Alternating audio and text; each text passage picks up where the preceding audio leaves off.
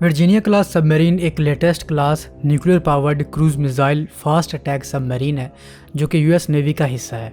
ये design stealth में, intelligence gathering में और वेपन सिस्टम्स में जदीद तरीन है, जिसे डीप ओशन में और साहिली मिशन के लिए भी इस्तेमाल किया जा सकता है।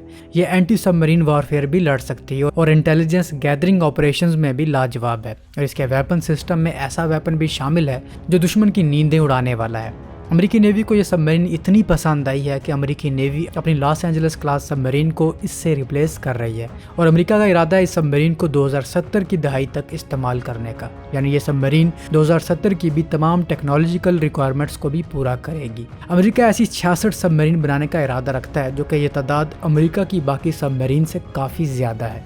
इस सबमरीन में ऐसी क्या खूबी है जो अमेरिकी नेवी को इतनी पसंद आई है और अमेरिका इतनी तादाद में इसे बना रहा है? इस सब पर हम डिटेल से बात करेंगे, लेकिन आगे बढ़ने से पहले अगर अभी तक आपने हमारे चैनल को सब्सक्राइब नहीं किया तो इसे ज़रूर सब्सक्राइब करें ताकि इस तरह की मज़ीद वीडियोज़ आपको बर वक्त मिलती रहें। So let's start.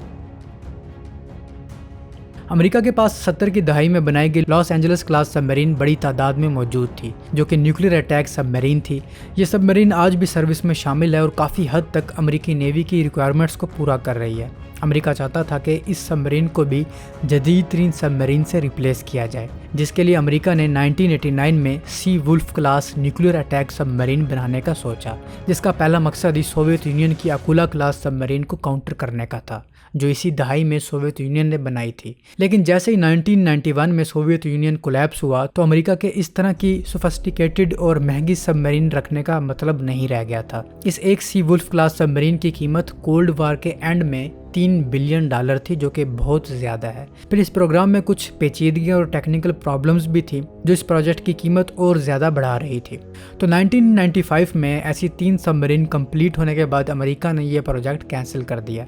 लेकिन लॉस एंजलिस को रिप्लेस करने का सवाल वहीं था। सोवियत यूनियन के टूटने के बाद से ही अमेरिका ने सेंचुरियन स्टडी के नाम से प्रोग्राम शुरू कर रखा था, जिसका मकसद था ऐसी न्यूक्लियर अटैक सबमरीन बनाना जो सी वुल्फ क्लास सबमरीन की तरह महंगी भी ना हो और इससे जदीद तरीन भी हो और वक्त के तमाम तकाज़ों को आराम से पूरा भी करे। तो इसी सोच से जन्म लिया वर्जीनिया क्लास सबमरीन ने, जिसकी मेन बिल्डर थी general dynamics electric boat. Virginia class submarine US navy की पहली वारशिप थी जिसके लिए अमेरिका ने 3D विजुअलाइजेशन टेक्नोलॉजी का इस्तेमाल किया, जिसमें इस सबमरीन को डिज़ाइन करने के लिए CAE, CAD, CAM, PLM जैसे प्रोग्राम्स इस्तेमाल किए गए। इस सबमरीन की डिज़ाइनिंग में 35 मिलियन लेबर आवर्स स्पेंड हुए, जबकि कंस्ट्रक्शन में जस्ट 9 मिलियन। यानी इस तरह की सबमरीन को डिज़ाइन करने में कंस्ट्रक्शन की निस्बत बहुत ज़्यादा टाइम लगा, जिसका फल अब अमेरिका खा भी रहा है। वर्जीनिया क्लास सबमरीन सी वुल्फ क्लास सबमरीन की एक बेहतरीन लेस एक्सपेंसिव अल्टरनेटिव समझी जाती है। $3 बिलियन की निस्बत इसकी कीमत $1.8 बिलियन है। इस सबमरीन में कुछ ऐसी इनोवेटिव टेक्नोलॉजीज़ डाली गई हैं जो इससे पहले किसी भी यूएस सबमरीन में नज़र नहीं आई, जैसा कि इसका propulsion concept centre line shaft तक महदूद नहीं रखा गया। इसके लॉन्च्ड वेपन्स के लिए दूसरी सबमरीन की निस्बत मज़ीद जगह बनाई गई। वर्कलोड कम करने के लिए बहुत सी जगहों पर ऑटोमेशन की गई। सबमरीन हल, इलेक्ट्रिकल और मैकेनिकल सिस्टम्स में काफ़ी तब्दीलियां की गई। सोनार सिस्टम्स में तब्दीलियां की गई। रेस्क्यू इक्विपमेंट नए किस्म का रखा गया। पेलोड मॉड्यूल तब्दील किया गया और बाकी के तमाम सिस्टम्स को इम्प्रूव्ड किया गया, जैसा कि optical fibre, fly by wire और कमांड एंड कंट्रोल सिस्टम्स वगैरह। लेकिन इस सबमरीन में जो सबसे ख़तरनाक और इनोवेटिव चीज़ डाली गई वो है इसका high energy laser weapon system, जिस पर हम बाद में डिटेल से बात करेंगे। लेकिन पहले इस सबमरीन की दूसरी अहम स्पेसिफिकेशंस की बात करते हैं। इस सबमरीन का जो जदीद वर्जन यानी कि ब्लॉक 5 है, इसका डिस्प्लेसमेंट 10,000 टन है। ये न्यूक्लियर अटैक सबमरीन है, जिसका मतलब है इसके वेपन्स न्यूक्लियर वारहेड डिलीवर कर सकते हैं। लेकिन ये सबमरीन चलती भी न्यूक्लियर पावर से है, जिसके लिए इसमें 9th जनरेशन जदीद तरीन न्यूक्लियर रिएक्टर डाला गया है, जो कि 2,80,000 हॉर्स पावर जनरेट करता है, जो कि 210 मेगावाट बनती है। फिर इसमें 30 मेगावाट की 2 स्टीम टर्बाइंस भी डाली गई हैं। इस सबमरीन की स्पीड की बात की जाए तो इसकी स्पीड 46 किलोमीटर पर आवर है, जो कि सी वुल्फ क्लास से ज़्यादा है, जो कि 37 किलोमीटर पर आवर थी। चूँकि ये सबमरीन न्यूक्लियर पावर्ड है तो इसकी रेंज भी अनलिमिटेड है।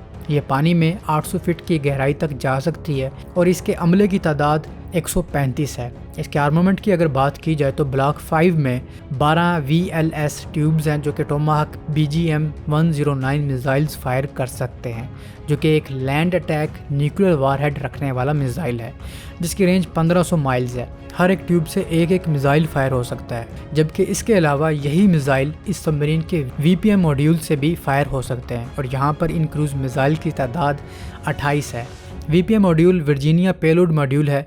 ये सिस्टम इस सबमरीन की मिड बॉडी सेक्शन में मौजूद होता है, जिससे इस सबमरीन के पेलोड कैपेसिटी मज़ीद बढ़ गई है। इस तरह ये submarine 40 nuclear attack Tomahawk cruise missile carry कर सकती है।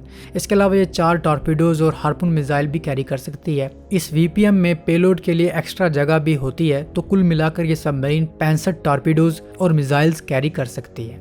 अब बात करते हैं इस सबमरीन के सबसे अहम weapon high energy laser weapon की, जो अभी तक किसी वर्जीनिया क्लास सबमरीन में इंस्टॉल नहीं किया गया, लेकिन अमेरिका ने फ्यूचर की वर्जीनिया क्लास सबमरीन में इस वेपन को ऐड करने का प्लान ज़रूर बनाया हुआ है।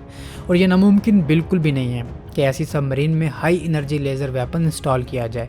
हाई एनर्जी लेज़र वेपन के लिए सबसे बड़ा इशू इसको पावर देने का होता है, जो कि सबमरीन के न्यूक्लियर रिएक्टर से आसानी से मिल जाएगी। और इसी हिसाब से अमेरिका इस सबमरीन में 300 से 500 मेगावाट का लेज़र वेपन सिस्टम ऐड करने का सोच रहा है। इस मकसद के लिए अमेरिका ने SSL प्रोग्राम यानी कि सॉलिड स्टेट लेज़र प्रोग्राम शुरू कर रखा है, जो कि स्मॉल, लाइट वेट और एफिशिएंट लेज़र वेपन डेवलप करके सबमरीन में लगाएगा। ये प्रोग्राम अभी डेवलपमेंट के अर्ली स्टेजेस पर है, लेकिन आप सोच नहीं सकते ये वेपन अगर आ गया तो ये नेवल वॉरफेयर को टोटली चेंज कर देगा, नेवल वॉरफेयर में इनकलाब ले आएगा। वर्जीनिया क्लास सबमरीन में इस वेपन को लगाने का अमेरिका को ये फ़ायदा होगा कि निशाना चूकने का सवाल ही पैदा नहीं होगा। परफेक्ट निशाने पर जाकर ये लेज़र वेपन लगेगा और दुश्मन वेसल्स या सबमरीन को नुकसान पहुंचाएगा। दूसरा, ये कोलैटरल डैमेज से बचा सकेगा, मतलब जितना दुश्मन को नुकसान पहुंचाना हो उतना ही नुकसान पहुंचाएगा। दुश्मन की जिस चीज़ को हिट करना हो उसी को हिट करेगा, मिसाइल या टॉर्पीडोज़ की तरह हर चीज़ तबाह नहीं कर देगा।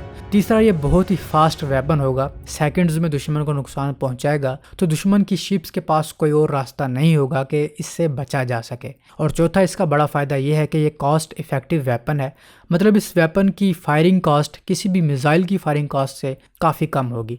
फिर US नेवी इस वेपन को एंटी शिप मिसाइल्स के खिलाफ भी इस्तेमाल करेगी, जो कि इनकमिंग मिसाइल्स होंगे, ये लेज़र सिस्टम उन्हें रास्ते में ही तबाह कर देगा। तो ये वर्जीनिया क्लास सबमरीन अभी तो ख़तरनाक है ही, लेकिन आगे जाकर तमाम सबमरीन की बाप बन जाएगी। इसके होते हुए दुश्मन उस समंदर में नहीं घुसेगा जहां ये मौजूद होगी। यही वजह है कि अमेरिका 66 ऐसी सबमरीन बनाने का इरादा रखता है और अभी भी 21 ऐसी सबमरीन एक्टिव हैं। 2040 तक ये तमाम सबमरीन बन जाएंगी। अमेरिका ने यहाँ तक बस नहीं की, अमेरिका इस सबमरीन का ब्लॉक 6 और ब्लॉक 7 भी बनाएगा, जिसमें मज़ीद नई इनोवेटिव टेक्नोलॉजीज़ डाली जाएंगी, जैसा कि एक नई वारफेयर आ रही है जिसे सी बेड वारफेयर कहते हैं। सी बेड वारफेयर सी बेड पर यानी कि समंदर के फ्लोर पर लड़ी जाने वाली वारफेयर है। इसके टारगेट्स में दुश्मन का वो इंफ्रास्ट्रक्चर है जो कि सी बेड पर मौजूद होता है, जिनमें power cables, telecom cables, natural resources extraction systems, pipelines वगैरह। ये कोई आम वारफेयर नहीं है, ये आगे जाके बहुत ख़तरनाक होने वाली है। जब आप दुश्मन के सप्लाई लाइंस, इनके समुद्री रिसोर्सेज, इनका नेटवर्क सब तबाह करेंगे तो ये दुश्मन की कमर पर एक बड़े खंजर की मानंद होगा। तो इस चीज़ की तैयारी अमेरिका कर रहा है, जिसके लिए वर्जीनिया क्लास सबमरीन का ब्लॉक 6 बाकी कामों के साथ ये काम भी कर सकेगा। ये ना सिर्फ दुश्मन के ऐसे टारगेट्स को हिट कर सकेगी, बल्कि अपने ऐसे एसेट्स की भी हिफाजत कर सकेगी। अमेरिका तो इस सी बेड वॉरफेयर की तैयारी कर रहा है, लेकिन चीन और रूस पहले ही इस तरह की सबमरीन बना चुके हैं। रूस की लोशार्क सबमरीन ये वारफेयर लड़ सकती है, जबकि चीन की HSO-001 ये काम बखूबी कर सकती है। तो अब तक के लिए इतना ही। Subscribe for more.